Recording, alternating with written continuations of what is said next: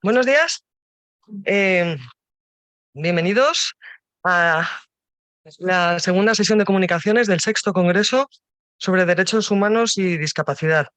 En esta sala vamos a tenéis un programa donde podéis ver las comunicaciones que hay en esta sala. Os voy a decir las de la otra sala por si acaso hay alguien que se ha equivocado. En la otra sala están experiencias y estrategias para la reducción de las desigualdades y la inclusión de las personas con discapacidad en los países del sur global, de Marta García, que es de Fundación Vicente Ferrer. Y la comunicación es el problema de la discapacidad asociada a la lepra y las estrategias de inclusión social y económica de la Fundación Fontilles en India, a cargo de Eduardo de Miguel. Si aún así permanecéis aquí, es que queréis escuchar a Adolfo Conesa Ariza, Carmen Ventura Salom y no ha podido estar Juan Benajés La Virgen. Su comunicación está titulada Experiencias y estrategias para la reducción de desigualdades y la inclusión de personas con discapacidad. El reto de la autonomía personal. Así que les cedo la palabra y voy a controlarles el tiempo. Disponéis de unos 15-20 minutos y os agradecería que dejarais un poquito de tiempo para que pueda intervenir el público. Muchas gracias.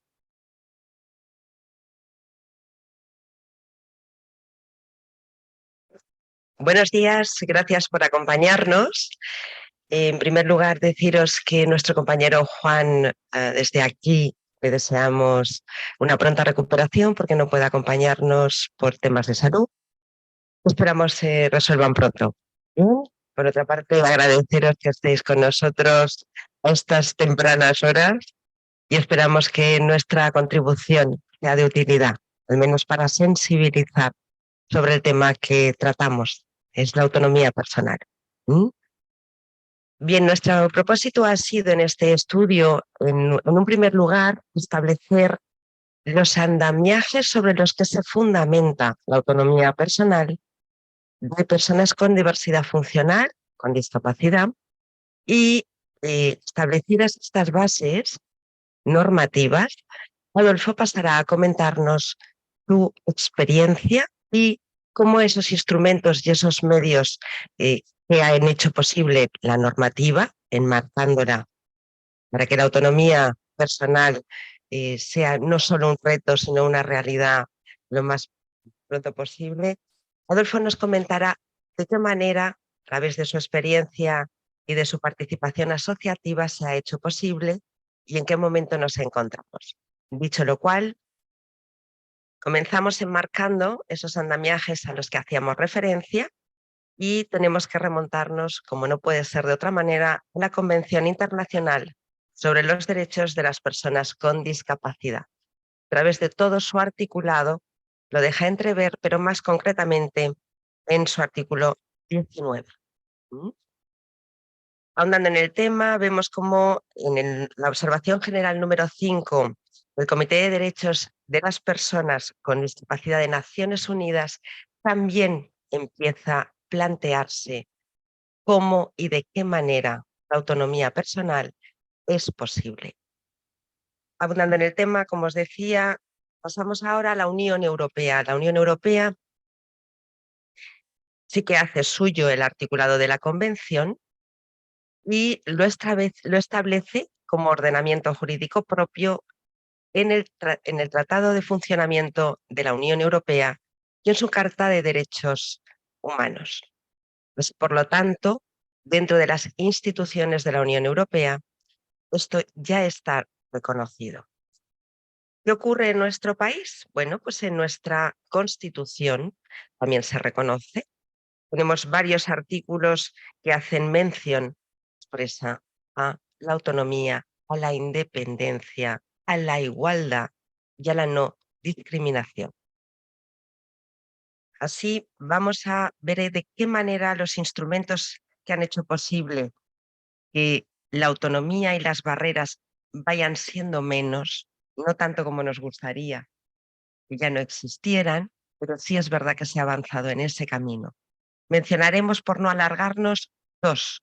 un plan estratégico de la Unión Europea, que en estos momentos se denomina una Unión de la Igualdad y que estaba previsto su inicio en el 2021.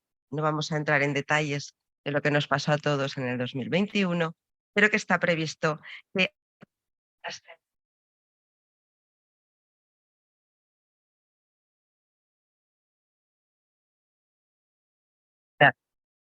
2030, que también ha focalizado este tema.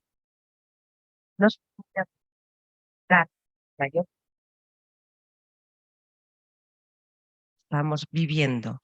En lo que es ámbito nacional, vemos que un poco en la estela de la Unión Europea hay una estrategia española, la hubo la primera en el 2012 al 2020 y estamos en estos momentos en la que se inició en el 2021 y que continuará en el 2030.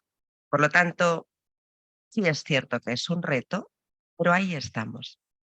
Le damos el testigo a Adolfo para que él, desde su experiencia participativa y asociativa, nos cuente más y mejor.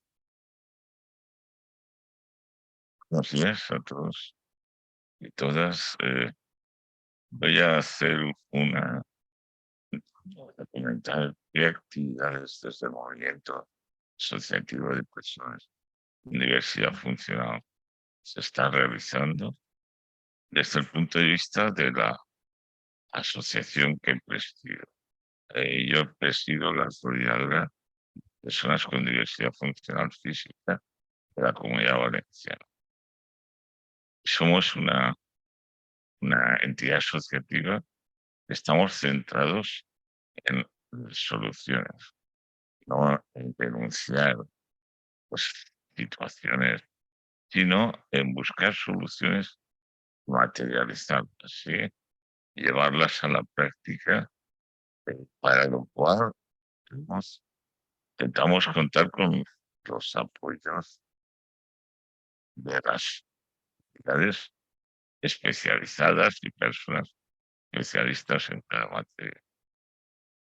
Porque una cosa es lo que dicen las convenciones, los derechos, y otra cosa es la situación real. Y su actitud, por ejemplo. En 1857 instaló el primer ascensor en un edificio de Estados Unidos.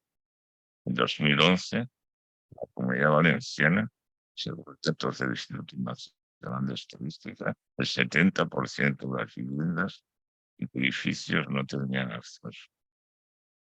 Hay miles de personas con movilidad reducida que en estos momentos no tienen libertad para salir de su casa. Personas mayores con problemas de movilidad, personas con discapacidad o diversidad funcional.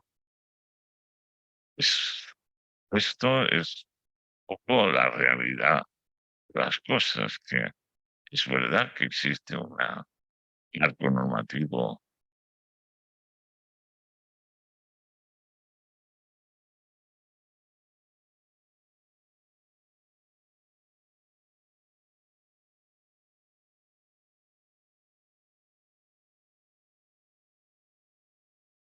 Se tiene que plasmar en una igualdad de oportunidades. Bueno, lo cierto y verdad es que yo, pues, a lo largo de mi vida, pues, soy mayor, tengo 63 años y he tenido muchos problemas que afortunadamente hoy son retos, ¿no? Pues el acceso a la educación, tanto reglada como no reglada, ha sido un problema. En realidad, muchas personas con diversidad funcional física tienen mayor sesgo social llevado a la casi imposibilidad de tener una formación dentro de una persona sin diversidad o sin discapacidad que el resto, ¿no? Y me tiraban de todos los colegios después del primer año.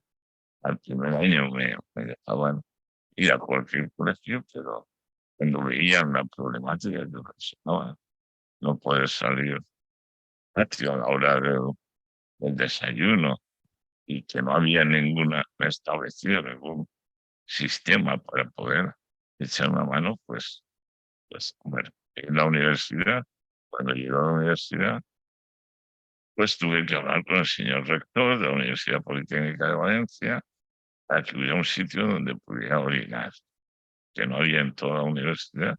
En el año 80 estoy hablando de eso, que no hace tantos años. Pero bueno, afortunadamente esto ha cambiado radicalmente. Y desde el movimiento asociativo, lo que queremos es materializar esas soluciones. Soluciones en los 8 ámbitos de acción que influyen en la calidad de vida de la persona. Hemos establecido 8 ámbitos de actuación. Formación es uno, evidentemente. El otro es empleo y finanzas. Ese sería el segundo. Luego el tema de vivienda y el tema de casa. Vamos ya a 4. Vamos al tema de salud y también el de relaciones personales. Pero somos seres vivos sociales. Todas las relaciones personales es importante. Luego tenemos 2 temas, que sería el ocio y el deporte, ¿no? Dos ámbitos en los cuales también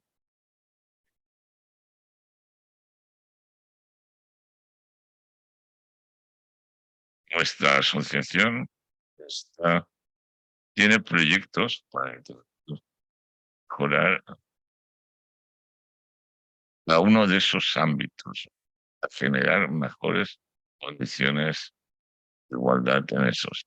Por ejemplo, en el ámbito de vivienda, que estábamos hablando antes, he introducido el tema del ascensor. Nuestro proyecto no pretende poner ascensor en todas las viviendas que no lo tienen, pero desde luego tenemos que el entorno doméstico de las personas, diversidad funcional, sea más dominable o controlable por cada persona.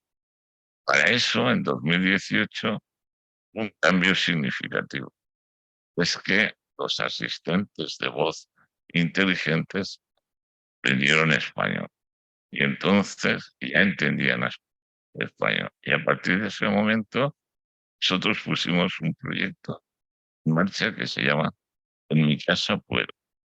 En mi casa puedo utiliza nuevas tecnologías, incluyendo los asistentes de voz, para poder controlar desde la cama una persona que no puede tener asistencia y puede salir de ella de forma personal, sino que necesita apoyo, puede abrir la puerta de su casa, pueda hacer que la persona que le tenga que ayudar no necesite que se quede por la noche a vivir.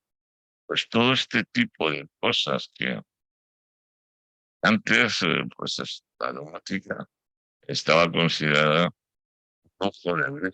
Entonces, a través de esta vía coste reducido, pues se ha convertido en un elemento importante para facilitar la economía personal de las personas con diversidad funcional.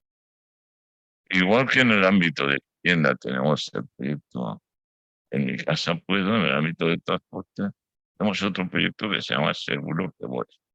Y es un proyecto que lo que pretende es centrar la oferta y demanda de transporte accesible, de forma que ante cualquier situación pueda precisarse transporte accesible, ya sea a título individual, en grupo, 2 personas, 3 personas, pues se pueda encontrar una solución.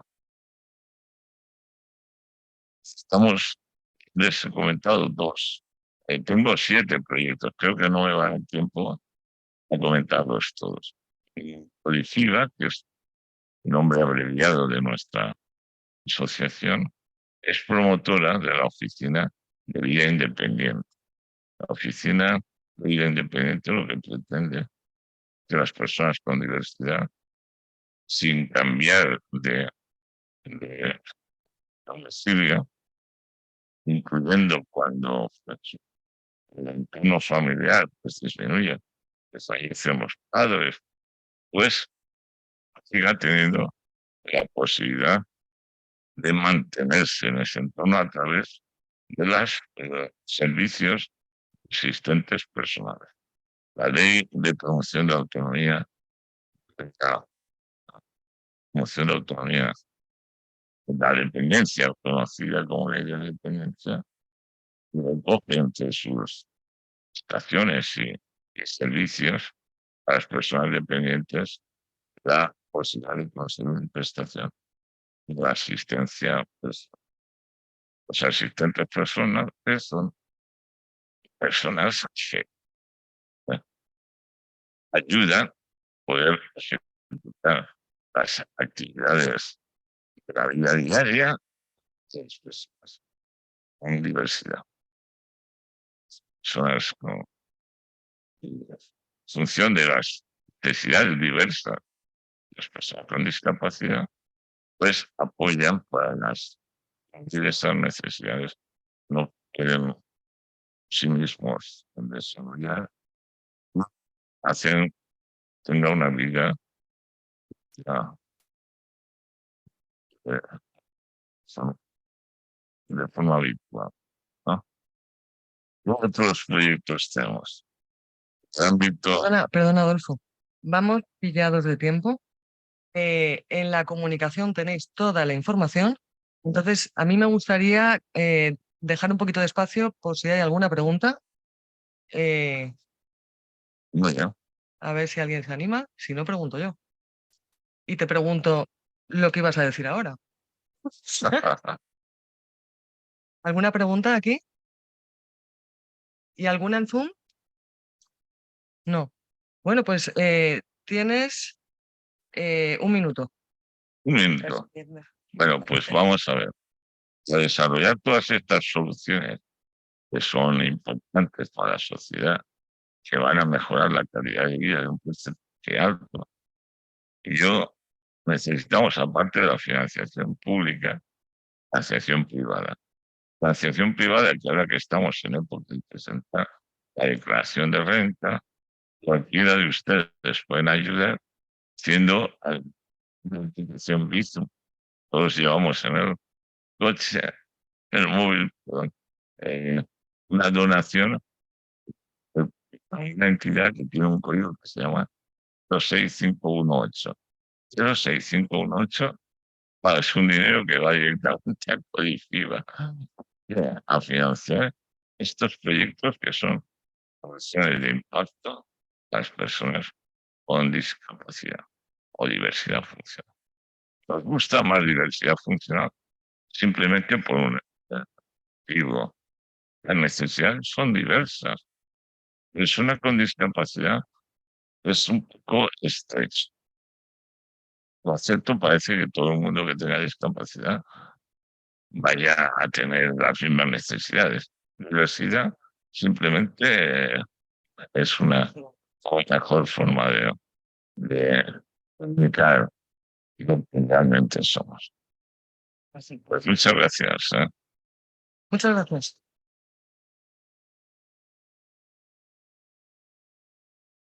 Vamos a hacer un cambio de ponente. Un segundito.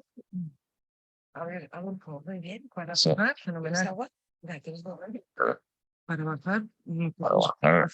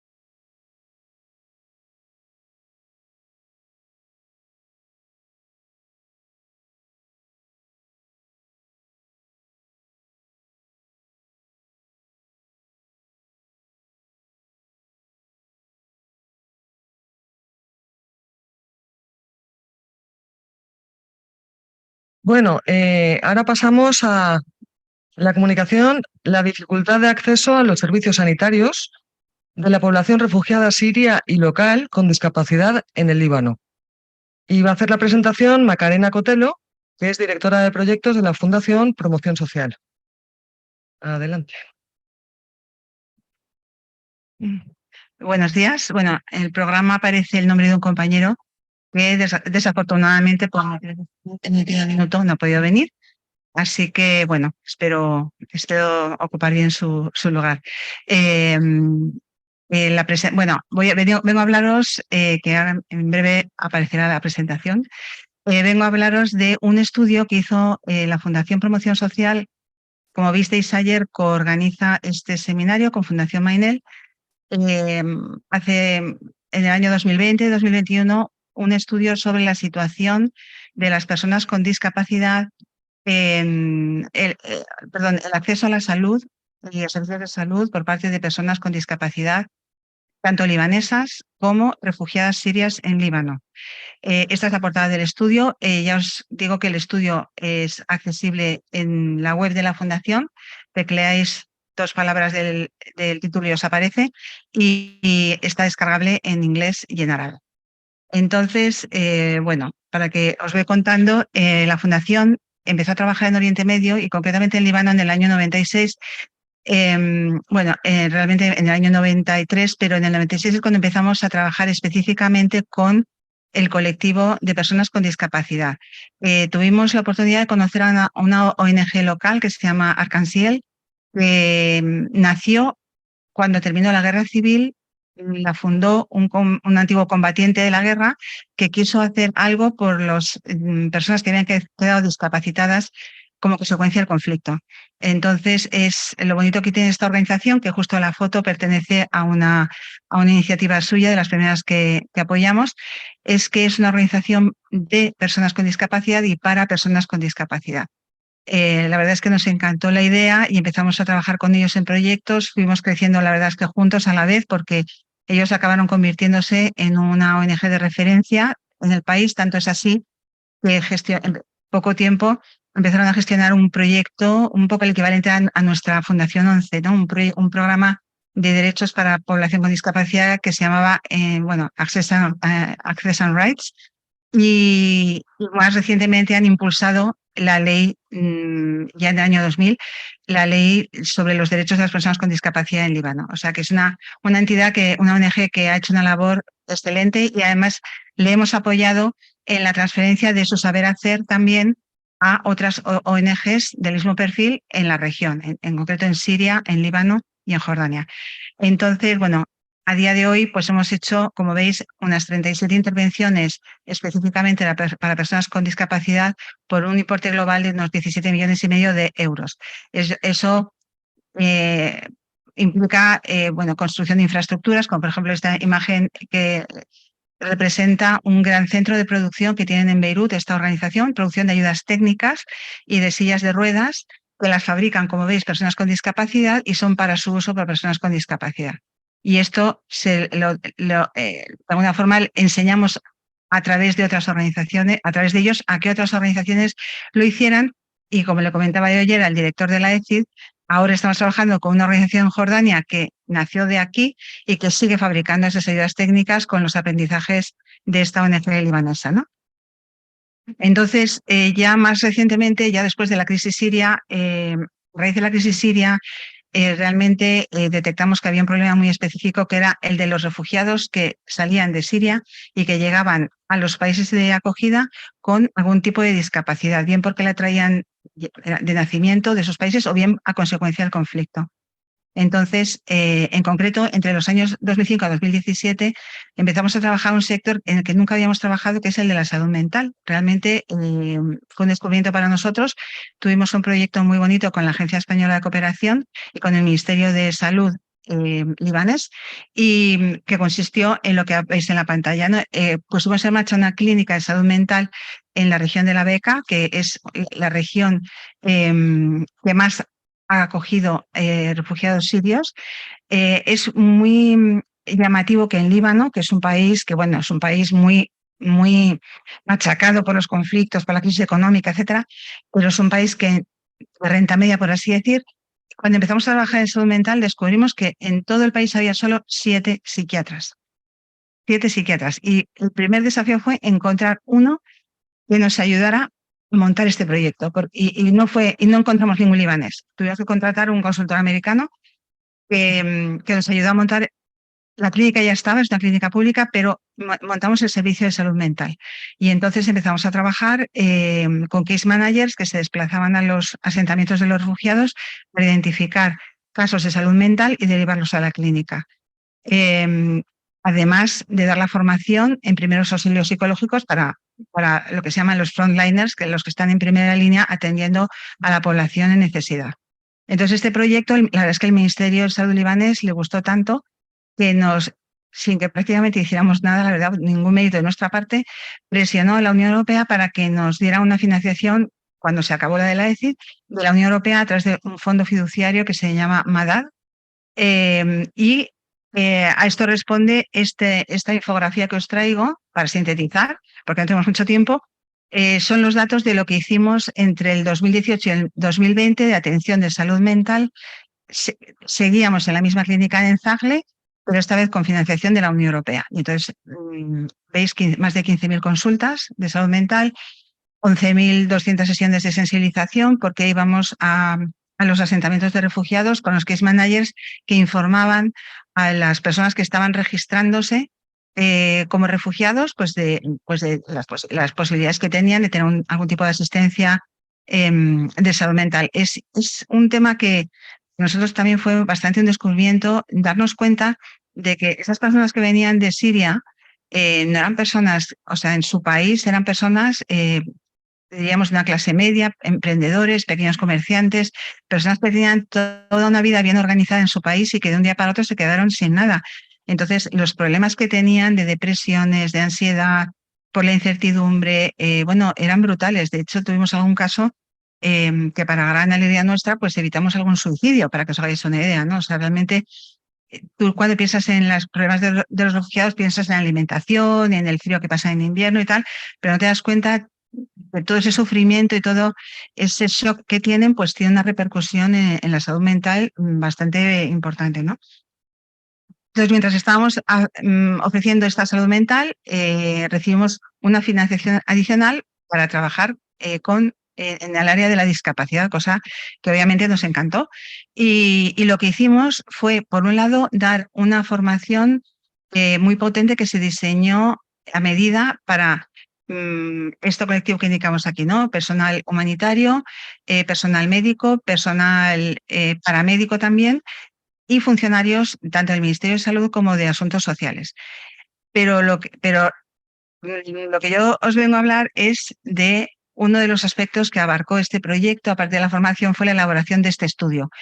Este estudio pretendió hacer como un retrato de la situación de la discapacidad en Líbano, pero desde el punto de vista del acceso de las personas con discapacidad, tanto libanesas como refugiadas sirias, a los servicios de salud. El estudio abarcó todo el país, realmente abarcó todo el país. Lo que pasa es que, lógicamente, se recogió mucho más información de la zona de la beca, que en el mapa, de repente los colores no son muy claros, pero justo la región que veis más grande es la región de la beca, que es la que tiene más frontera con Siria y es donde hubo la mayor afluencia de refugiados. Y ahí es donde más información se recogió. Y por daros alguna información más técnica, los métodos de recogida de los datos fueron tanto cuantitativos, a través de encuestas, se encuestaron a 1.055 personas con discapacidad. Durante 4 meses, un equipo de 6 personas, 2 hombres y 4 mujeres, que recibieron una formación previa sobre la problemática específica de la discapacidad, aparte de cuestiones técnicas y también cuestiones éticas a la hora de realizar esas encuestas, porque evidentemente se requería tomar algunas medidas en función del tipo de discapacidad, del acompañamiento que requerían las personas, etcétera, ¿no?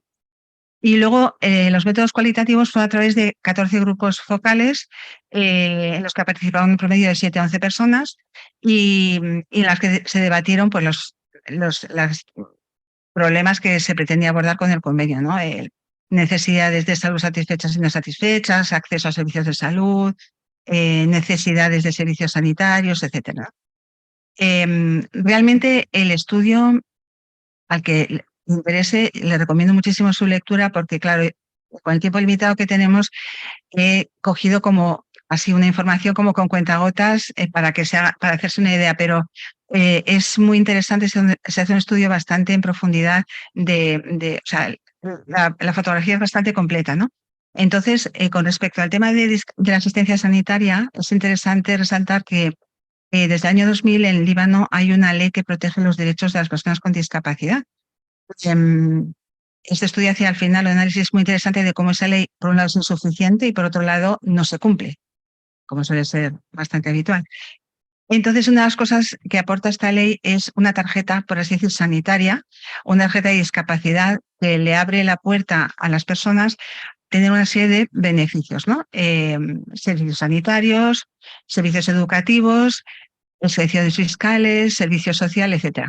Entonces, en el estudio se identificó que de las 579 personas que cumplían los requisitos para acogerse a estos beneficios, para solicitar la tarjeta, solo el 54% la había utilizado. O sea que realmente es muy poco. O sea, tener una tarjeta que te abre a unos servicios y no utilizarlas, pues la verdad es que es una lástima. Y luego si vemos en la gráfica que os he traído, se ve esos 54% en que la utilizaron, mayoritariamente en aplicar exenciones fiscales y en servicios de salud. Sin embargo, todo el tema de servicios educativos veis que es solo el 4%, que es muy llamativo también, o el tema de asistencia social un 3% y asistencia legal un 1%. O sea, ya se ve que el foco de la preocupación está en el aspecto económico y en el aspecto de salud. Con respecto a ingresos de estas personas y medios de subsistencia, evidentemente, como no podía ser menos, casi el 80% de los encuestados estaban en situación de desempleo, de los cuales una aplastante mayoría, el 91%, eran sirios. En Líbano, la situación de los refugiados en cada país fue distinta y en Líbano nunca se ha querido reconocer a los refugiados sirios el estatus de refugiado. Sobre todo por la experiencia previa que tenía el país con los palestinos. Entonces, desde la experiencia con los palestinos no admiten refugiados con estatus de refugiado. Entonces, eso les complica mucho a la hora de acceder, por ejemplo, a un empleo, ¿no? Como podría ser de otra forma, más hombres trabajando que mujeres, empleados, y entre los desempleados, el 74% declaró que no tenía trabajo por su discapacidad, o sea que como un factor limitante del acceso al empleo. Y luego también, respecto a la principal fuente de ingresos del hogar, el 21% dependía de la asistencia externa.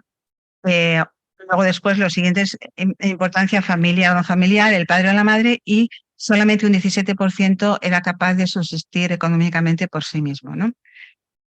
Y en cuanto, claro, asociado a el ingreso, el gasto, obviamente la mayor parte del gasto lo destinan a servicios de salud. Y bueno, pues voy a correr porque, bueno, estos son los servicios más demandados. Aquí solamente os doy el dato significativo de que, aunque con carácter general era superior el porcentaje de las personas que habían recibido el servicio, justamente en los servicios de rehabilitación, en las ayudas técnicas, y en las ayudas técnicas es bajísimo. Y el tema de la cirugía es, no, en la cirugía no, perdón. Y en el tema de las prótesis hay una insatisfacción brutal de las necesidades. Y otro dato interesante es que si os vais a las dos columnas más a la derecha, la más a la derecha es la provisión de servicios por parte de entidades privadas, le hace ONGs. Es la mayoría. O sea, casi todos reciben aplastantemente las ayudas y los servicios de salud de ONGs y de agencias internacionales, porque la incapacidad del gobierno de prestar estos servicios es tremenda. Bueno, esto me lo salto. En cuanto a las barreras de acceso, las más importantes eran las económicas y las geográficas. Curiosamente, las barreras físicas no eran muy significativas para ello, cosa que nos llama muchísima atención. Y un poco para terminar, como conclusión, es que aunque la ley que os comentaba del año 2000 reconoció el derecho al empleo, transporte y vivienda accesibles, servicios de salud y educación para las personas con discapacidad en Líbano, pues la mayoría de estos compromisos siguen sin cumplirse a un nivel razonable. Pero, sin embargo, una gran porcentaje de los participantes en el estudio estaban satisfechos o muy satisfechos con los servicios que les estaban brindando el gobierno y las ONGs, claro, lógicamente porque las ONGs estaban supliendo al gobierno. Y no reconocía la existencia de barreras relacionadas con el entorno, con la información, con el transporte o incluso con las actitudes sociales. Y entonces, una de las conclusiones a las que llega este estudio es que esta aparente contradicción es una evidencia de las consecuencias de años de prejuicios y de discriminación de oportunidades de educación y participación social, ¿no? O sea, realmente la falta de esa formación hace que, o sea, priva a estas personas de las habilidades que les permitan desarrollar una conciencia de lo que son sus propios derechos y, por lo tanto, la expectativa de que se van a cumplir, de la capacidad de defenderlos adecuadamente. O sea, y entonces esto es importantísimo. Y como ya no tengo más tiempo, os invito a entrar en este estudio en nuestra web, a leerlo, sobre todo la parte final de conclusiones y todo el análisis que hace de la ley de protección de los derechos de las personas con discapacidad en Líbano. Gracias. Bueno, si tenéis alguna pregunta, es el momento. Bueno, pues como dice ella, en la web está el estudio, la comunicación va a estar en el libro de actas y le agradecemos muchísimo a Macarena, que, bueno, antes no lo he dicho, pero Fundación Promoción Social es coorganizadora del Congreso. O sea que muchas gracias por la presentación. Vale, ahora pasamos a la siguiente comunicación.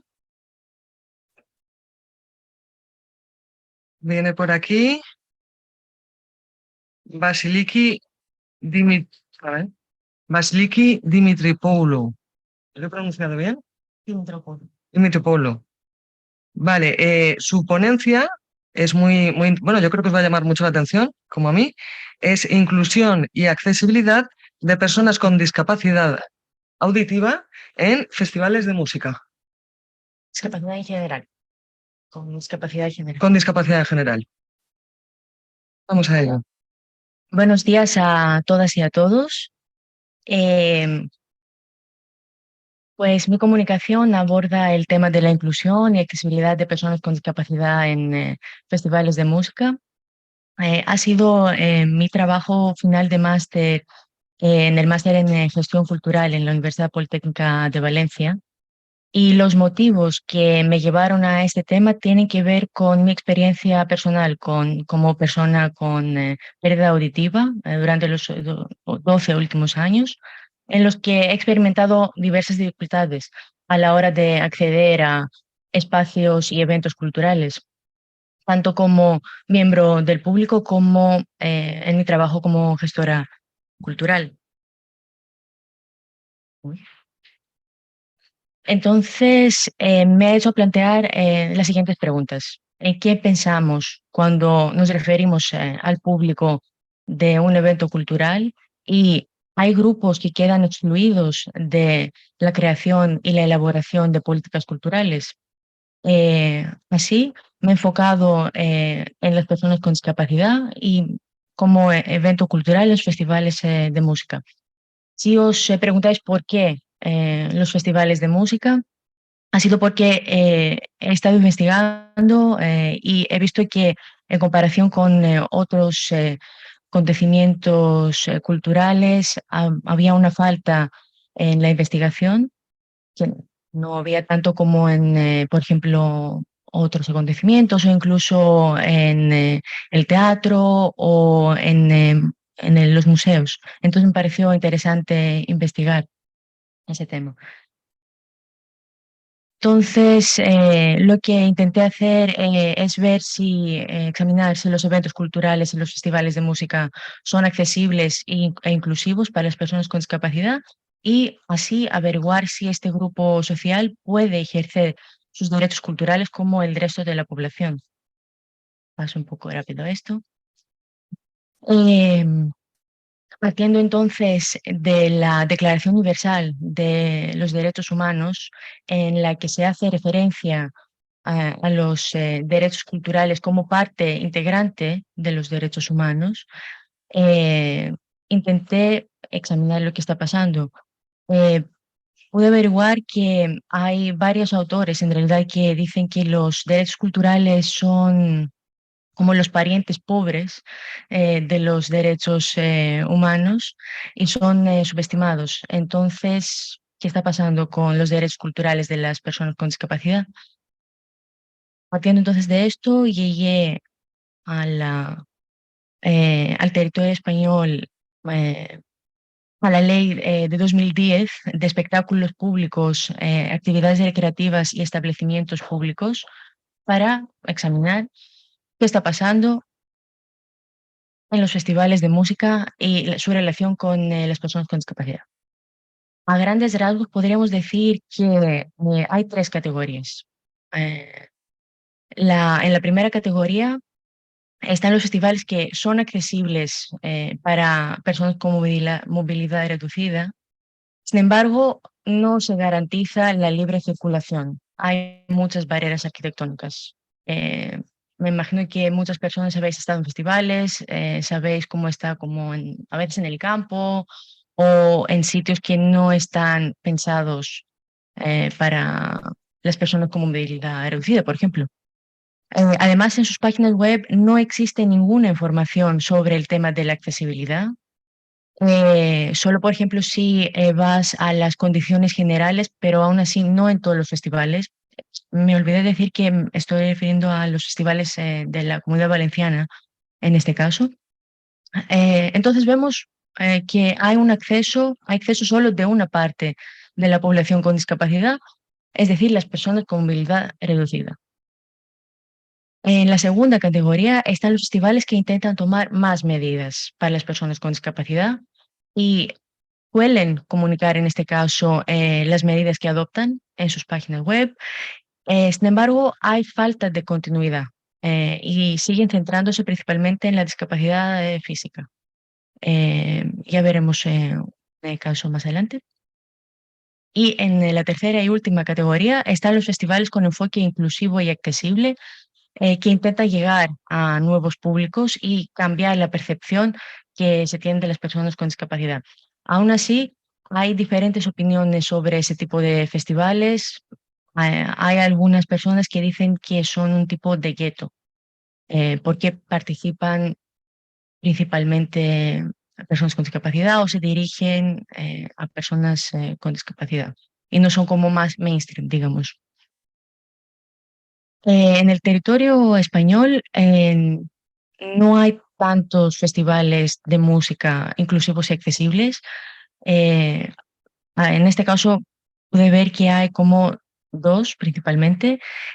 Cultural Fest está en Almería y se celebra cada año en agosto y es un ejemplo de festival inclusivo y accesible. En comparación con los otros festivales que vimos antes en la primera categoría, por ejemplo, su página web es accesible y hay una solicitud de servicios de accesibilidad. Además, tiene instalaciones y servicios accesibles. Por ejemplo, hay mochilas vibratorias, bucle magnético. Si no sabéis qué son las mochilas vibratorias, es un aparato que la persona con discapacidad auditiva y o visual lo pone y puede sentir las vibraciones de la música. Además, pueden entrar los peros de guía que usan las personas con discapacidad visual o hay audiodescripción, subtitulación en directo, así las personas pueden leer las letras de las canciones. Entonces vemos que este festival tiene en cuenta varios tipos de discapacidad y además está colaborando con asociaciones de personas con discapacidad para tener un feedback sobre lo que se está haciendo y mejorar sus actividades. Contrata a personas con discapacidad en varias áreas y, muy importante, intenta crear alianzas con otros festivales para que en un intento, digamos, que los festivales sean más inclusivos para toda la población. Bueno, este festival es medias dimensiones y eh, es de este 2018. Entonces, cuando les pregunté sobre las personas con discapacidad que suelen asistir, me comentaron que en el ciclo de conciertos que hicieron en 2021, esto durante la pandemia, ¿no? Asistieron 50 personas con discapacidad. Claro, no hablamos de números grandes en general en ese momento, hay que tenerlo en cuenta. Pero lo que me comentaron los organizadores es que ahora mismo ven que las personas con discapacidad no tienen la costumbre ir a los festivales, entonces intentan llegar a esta población y cambiar esta costumbre. Después, un otro festival, esta vez en la Comunidad Valenciana, en Benicàssim, es el Festival Autom Sasplas, que también emplea medidas inclusivas y accesibles para las personas con discapacidad.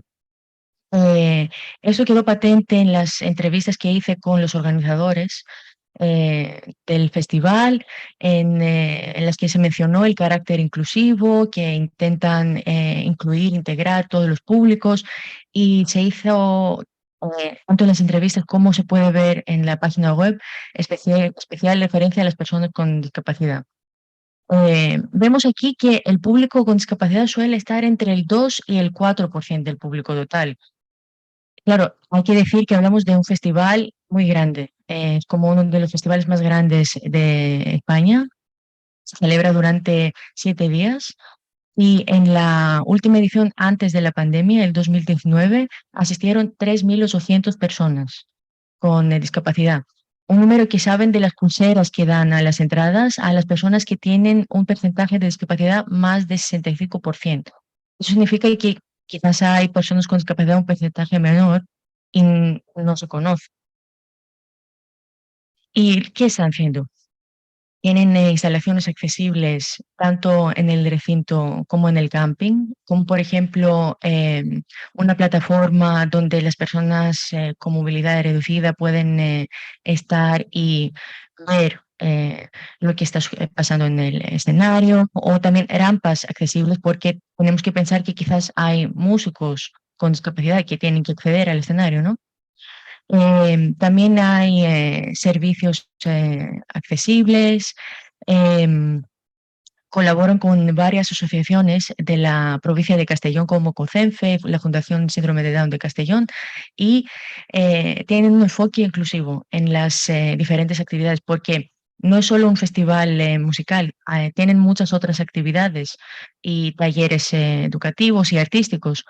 Entonces, intentan tener ese enfoque, todas las actividades. Sin embargo, puedo ver que los servicios son insuficientes para las personas con discapacidad auditiva y o visual e intelectual. La página web no es accesible, algo muy importante, y no comunican todas las medidas que adoptan en la web o en las redes sociales. Y me quedo un momento en ese punto porque es algo que muchas personas con discapacidad han dicho en las entrevistas que tuve con ellas, que no pueden conocer las medidas y así saber si van a ir al festival o no. Eh, por ejemplo, también en las entrevistas con los organizadores me comentaron que hay intérpretes de lengua de signos para las salas que organizan, pero en la página web no hay esta información. También hay la falta de continuidad en ciertas acciones, como hace unos años tuvieron un espacio eh, em, dedicado, digamos, a las personas con autismo, un espacio un poco lejos del ruido, donde pueden estar así más tranquilas, en colaboración con una asociación de padres y madres de Benicàssim, que duró 2 años y tuvo mucho éxito, pero después de 2 años paró la colaboración y ya no existe ese espacio. Entonces, digamos, mi propuesta de mejora tanto para el Festival Odotón y en general para los festivales de música es eh, mejorar y hacer accesible su página web, una adecuada difusión de las actividades, tanto en las redes sociales y en el cartel del festival, y así las personas pueden decidir si van a ir a este festival o no, porque como me comentaron varias personas en las entrevistas, varias personas con discapacidad, es que también tenemos el derecho a ir y a disfrutar de la música, y además si pagamos, ¿por qué no tener esas medidas, ¿no? Eh, una otra propuesta es ampliar las instalaciones accesibles y, por supuesto, tener un feedback de las personas con discapacidad para saber si lo que se está haciendo está bien o lo que se podría mejorar. Llegando al final de la comunicación, eh, pude ver que las medidas de accesibilidad, cuando se emplean, se dirigen principalmente a personas con movilidad reducida, algo que está obviamente muy bien, pero así se obvian otros tipos de discapacidad. La ley de 2010 de espectáculos públicos de la Comunidad Valenciana es muy amplia. Hace referencia, por ejemplo, en las barreras arquitectónicas, obviando así otros tipos de barreras. Y también hay falta de estudios e informes sobre accesibilidad en festivales de música. No obstante, pienso que la Agenda 2030, que hemos mencionado mucho esos días, y más específicamente el objetivo 10 sobre la reducción de desigualdades, puede mostrarnos el camino para tener festivales más inclusivos y accesibles, y también iniciativas como las que hemos visto de Festival del Cultural Fest y de Rototom Sasplas, pueden cambiar el paradigma, y así que para que toda la población pueda disfrutar de la música y en general de la cultura. Muchas gracias.